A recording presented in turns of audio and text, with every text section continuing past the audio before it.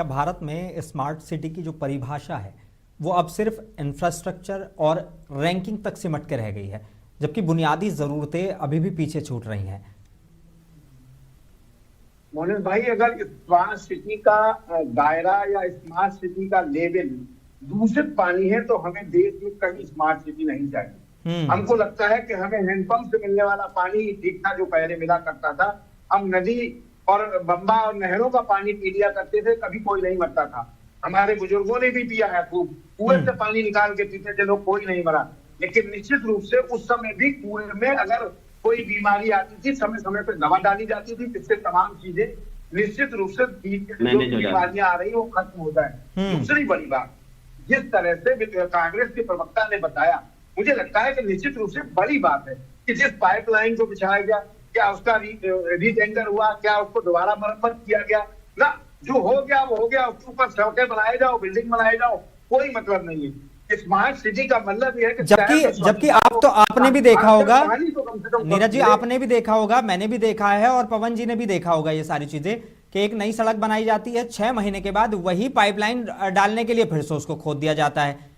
हर कुछ टाइम के बाद में ये सारी प्रक्रियाएं हो रही हैं, लेकिन ये समझ में नहीं आ रहा है कितनी पाइपलाइन डल रही हैं। और फिर भी ये सब कुछ होने के बावजूद दूषित पानी अगर लोगों को मिल रहा है तो फिर जिम्मेदार कौन है?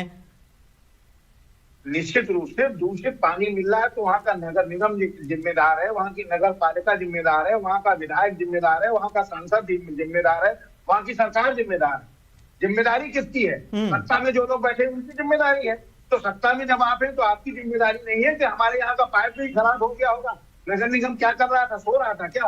इतने लोग नगर निगम के घर के लोग मरे होते तो पता चलता है उनको। सरकार की जिम्मेदारी है कि पहले तो वहां मुआवजा जो कांग्रेस दे रही है, आज नेता विरोधी दल देके जा रहे हैं, उसकी अपेक्षा सरकार को वहां मुआवजा देना चाहिए और ये वादा करना चाहिए कि दूषित पानी कम से कम अब देश में कहीं नहीं मिलेगा। एक राज्य हो, छत्तीसगढ़, मैंने आपको गिनाया, गुजरात आपको गिनाया, मध्य प्रदेश में, मैं फिर एक बात दोहराता हूँ, राजगढ़, सिरोही, सागर और ग्वालियर, ये 4 जगह शामिल है। 2020 और 21 में यहाँ दूषित पानी पीने से लोगों की मौत हुई और बहुत सारे लोग बीमार हुए थे। तो मुझे लगता है दूसरी घटना के बाद भी मध्य प्रदेश सरकार नहीं जाग रही है, तो कब जागेगी? क्योंकि 20, 21 और 25 में बहुत ज्यादा अंतर नहीं है, 2 साल 3 साल होगा। तो जो पाइपलाइन जिस तरफ थी, जो चीजें जिस तरफ थी, आपने क्यों ठीक नहीं की? क्या आप इंतजार कर रहे थे दूसरी सरकार आए? मुझे लगता है कि लगातार लंबे समय से भारतीय जनता पार्टी की मध्य प्रदेश में सरकार है। 3 बार अभी शिवराज सिंह चौहान रहे, उसके बाद चौथी बार आप स्वयं भारतीय जनता पार्टी मोहन यादव जी आ गए। लेकिन निश्चित रूप से मुख्यमंत्री जिम्मेदारी ले, और उन परिवारों का क्या जिनकी जान चली गई, किस लिए चली गई? आप 80 करोड़ लोगों को राशन दे रहे हैं, लेकिन आप जो है देश की जनता को पानी नहीं पिला पा रहे। पानी जो जमीन से निकलता है, पानी जो शुद्ध नहीं दे पा रहे, कहां से अच्छा राशन दे रहे होंगे? इसकी भी तुलना की जा सकती है। जी मोनिश भाई। जी पवन जी, आखिर